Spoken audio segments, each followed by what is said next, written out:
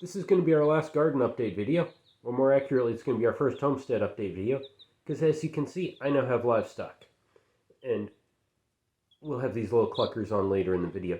But first, let's go say hi to the garden. Let's start with the indoor garden. Over here, the Swiss chard is getting bigger. They're not... I'm almost ready to put those outside.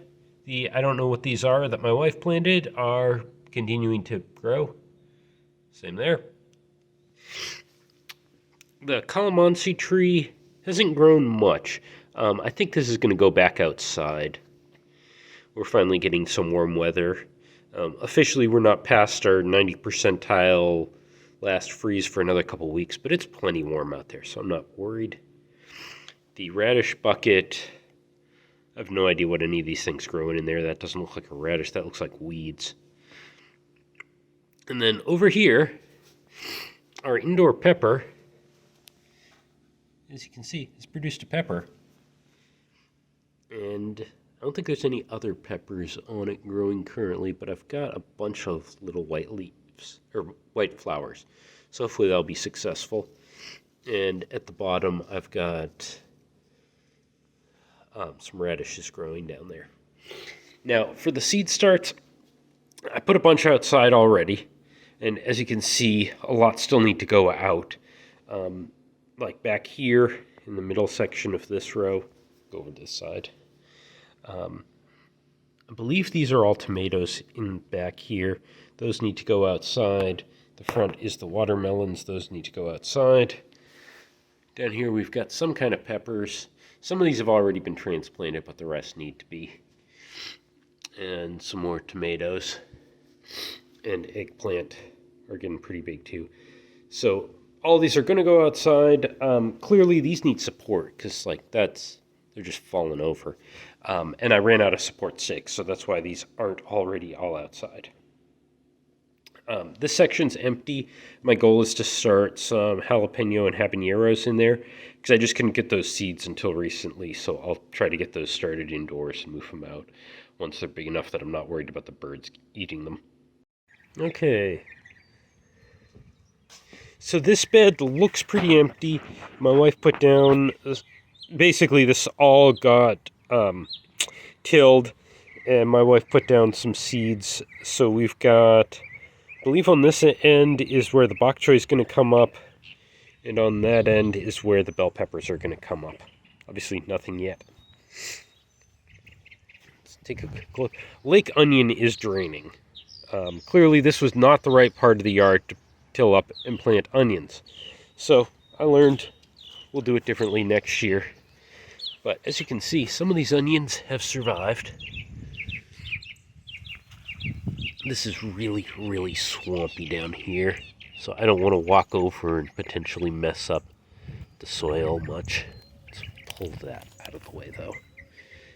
Get the weeds.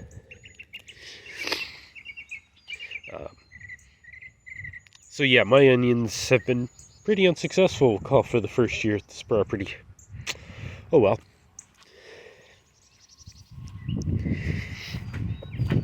I might put some more down later. Over here, we've got the carrots.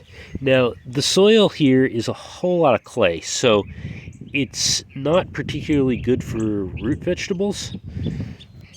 And I should have augmented it with something, and I didn't. But they're still growing. Like, some of them are pushing up. That guy's probably ready to pull.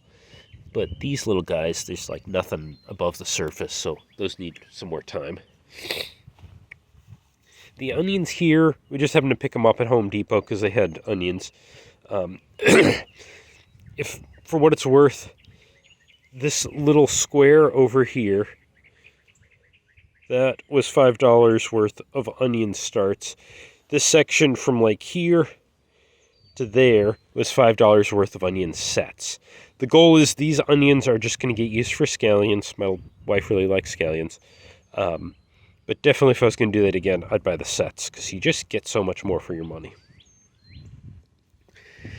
Here's the old chard that survived the freeze. They're still growing. I don't want to try harvesting any of these yet. I want to give them some more time. And I probably should get some fertilizer too. And then over here, we've got the garlic growing up. I can't tell if it smells like garlic. My nose is clogged. I'm sick. Turning around, we have the pepper bed. Now, we got basically all of these started indoors, and we put support on them because they've been kind of fallen over. Probably a few more that should have got support that didn't have it.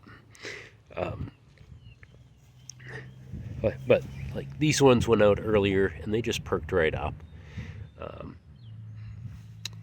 Nothing here looks too terribly bad. So hopefully these will do okay. We're planning to go by Home Depot and buy more of these supporting sticks so we can put more stuff out. If I go over here, my tomatoes so far have not been looking healthy. I've got some sort of damage around the leaves. I think I've just let them sit inside too long. So this is a big boy tomato. Over here, same thing. This one's not as bad on that tomato. I'm hoping they recover now that they're outside and getting sunlight and rain, that kind of thing. Yeah, I got a wet spot there. And then over here, that's a cherry tomato. Another cherry tomato that I have very low expectations for. Same with that. I think that's going to be just dead. Oh, hey. That's, I think, is a cherry tomato that's died. And another one, he might live. We'll see. And this one's probably dead. That one looks also very dead. But hey, seeds are cheap, so who cares too much? And plant some more. Okay, let's go inside. Talk to the chickens. Hey, ladies, do something cute. You're on camera. Come on. So basically, what I got is 6 gold sex link pullets. Now, for those of you who aren't familiar with chickens, a sex link is a hybrid bird. In these cases, they're a mix of Rhode Island Red and Rhode Island White. And with the sex-linked chickens, they actually are a different color based on the gender. With that mix, the males come out a solid colored white, like light white, and the females, as you can see, have stripes.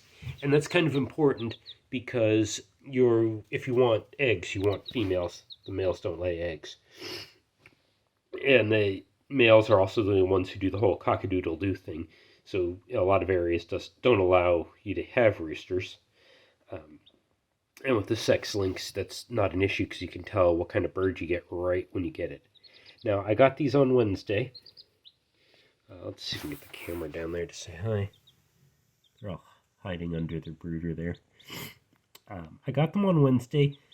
I think they were a little older at that point than normal, just because they already had their first wing feathers were already starting there. Basically, the little fuzz, they're only having it as babies. Once they grow out their feathers, they can go outside. But until then, they've got to be inside and with supplemental warmth.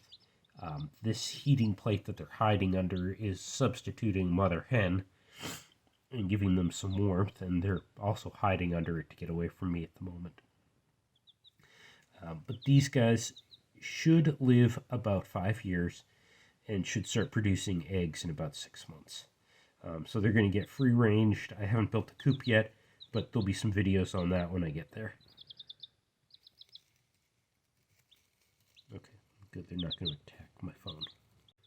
So that's pretty much it for this week. This video is going to get posted a little late because my local internet connection's down. We had a storm that came through yesterday and apparently knocked out some infrastructure.